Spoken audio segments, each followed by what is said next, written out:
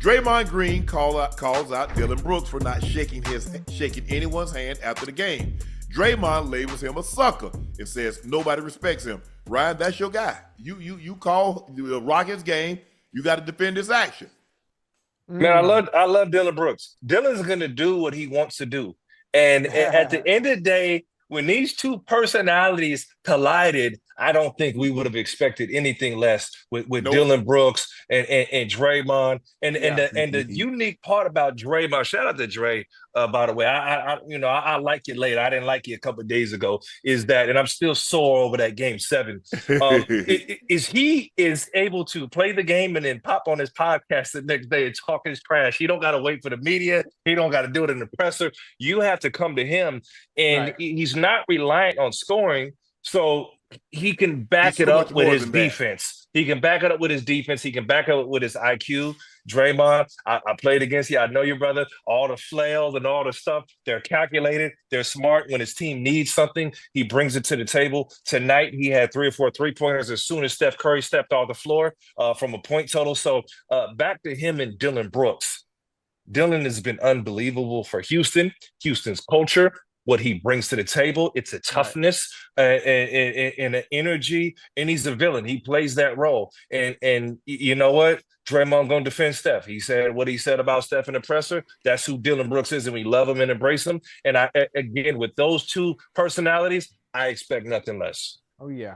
I agree. They're kind of alike, really. I mean, obviously, Draymond is more accomplished. He's asked and Draymond didn't play with Steph. Steph is the most likable person on the planet, man. Yeah, everybody.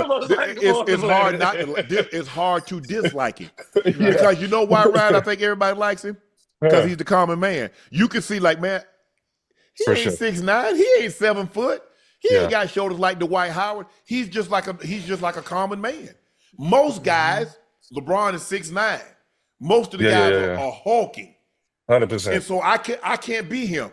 Man, Steph Curry looked like a guy walking down the street. And he's so likable. You saw him you saw his daughter. She was on his lap. Riley, we fell in love with Riley. Married Aisha, they do a great job. He got kids, everything. So it's just hard to dislike him. You like, man, I don't like. Now I like Golden State. I just don't like Draymond. I'm saying that's how people look at it. Man, I love Golden State. If they have Draymond, I really like him. Right. But I'm not so sure if they didn't have Draymond, they could be Golden State that we know of today. Ain't no way. Mm-mm. Oh, he's so smart. Listen, I think it was game 2, and it was game 2 of game 1, and our guys were going on the run. All of a sudden, man, he just put somebody to the floor. Our guys were like doing something, and we're building energy. The game had a flow. He just messed the flow up, dog. But he knows. Listen, and they're baiting him on the internet because they realize this is the craziest thing I've ever seen in a contest. Draymond does, forget what he does. He gets a technical foul, right? Whoop, whoop, tech. So now we're up there calling the game. We're going, he gets one more. He's gone. Tari Eason picks his pockets. Tari's about to go down and score. We start a fast break. Draymond leg kicks Tari Eason. Tari goes down, and Draymond pretends like his feet fall into Tari's head. And he loves Tari, by the way. So this is just basketball. And the rest look at him. We're like, he's gone. Finally, he's out. It's over. The referee came for the table and said, that's a flagrant one. 2 technicals and you're gone. But if you have a flagrant and a technical, only Draymond would know that. Right. So the first one was unsportsmanlike. The second one was excessive contact. Right. But it wasn't the criteria to meet a flagrant 2. And only Draymond would go into a game knowing I got 2 mulligans to play with, and I'm going to do whatever it takes for my team to win. And that's the type of guy. You normally get that and Chad from the European players. Right. They grab you where they're not supposed to grab you. They elbow you. They spit. They do the dirty stuff. But Draymond had just figured that out from the standpoint of like, what do I need to do to be on the floor? There was nothing sexy about Draymond. Was a center in college. When he came into the league, we had 7 foot. Draymond got the worst name you can get from a draft report, a tweener. You remember that name? A tweener. Yeah. Tweener's a good name now because I was a tweener. You a tweener? Yeah. They said I was too big. I was too big to play wide receiver. I was too small to play tight end. No position. So Draymond he was a tweener. So that's a good thing now, but he wasn't 7 feet and he couldn't handle the ball per se well enough or shoot the ball to play on the wing. So he made a name for himself. You know what I'm saying? He made a name for himself and he's done enough, and it's unbelievable, honestly. Yeah, I was too big and too slow to play wide receiver, Ocho, but I was too small to play tight end. I did okay. I found you only 6'2", huh? You only 6'2", 6'2", yeah. I played it like 228. Y'all football numbers be lying. Chad all about 5'11".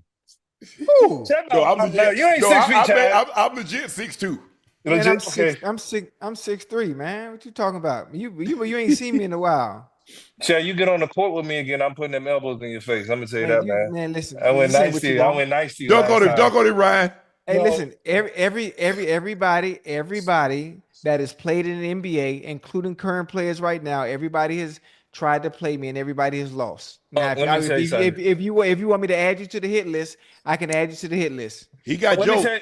Let me tell you something. We on the set of ESPN, and he talked crazy to me, and I'm like, man, whatever. We in the segment. Next thing I know, they done cleared the desk out. Me and him playing 1-on-1. I turn it around. Chad just tackled me, bro. We can't play with football players. He grabbed my arm. He do. Chad, next time I'm giving you elbows so you ain't got no trash to talk. And then, he gonna talk. Westbrook couldn't beat me. LeBron couldn't beat me. I said, Chad, come on, bro. Hey, Chad, come on. All of them. Nobody. None of them.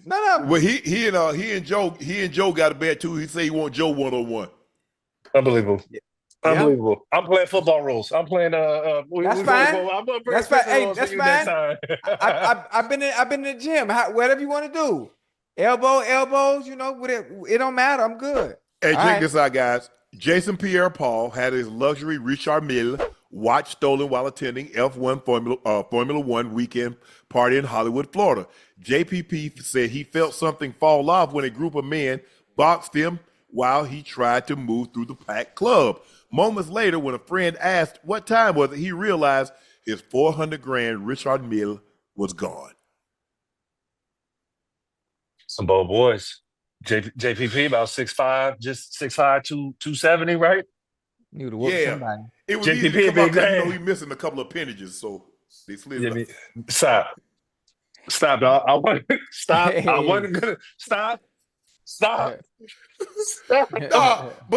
But you know what? Man. But you know what?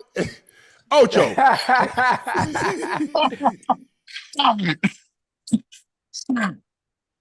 But you know what? But you know what, Ryan, in all seriousness, that's a strap-on watch. So it's easy to get off as opposed to, one like, what I'm saying, Ocho? It depends on which one you have. 60